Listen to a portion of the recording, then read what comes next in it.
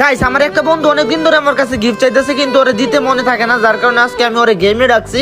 কিন্তু ভাই, গিফট তো আর আমি এমনি এমনি দিব না, ওর সাথে একটা জিনিস করবো। তোমরা ভিডিওটা লাস্ট পর্যন্ত দেখো।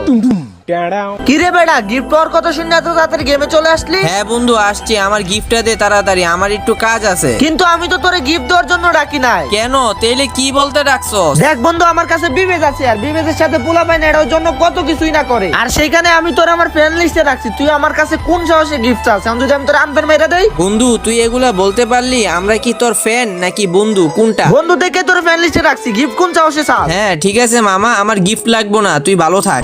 আয় হায়, ও তো দেই সবকিছু সিরিয়াসলি নিয়ে নিছে। কি রে বেটা, তুই তো দেই সিরিয়াসলি নিয়ে নিলি। আমি তো তোর সাথে মজা করতেছিলাম। আরে বেটা, মাত্র 1500 ডায়মন্ডের একটা বান্ডিল গিফট চাইছস, ওইটা যদি না দিতে পারি তাহলে কিসের ইউটিউবার হইলাম? কি মজা করছস? আমি তো আরো ভাবছিলাম তুই বিবেশ টিবেশ পাইয়া নাকি আবার তোর অহংকার বাইরা গেল। দূর বেটা, কি করছিস এগুলা? দেখ, আমি তোরে তোর পছন্দের বান্ডিল গিফট করে দিছি।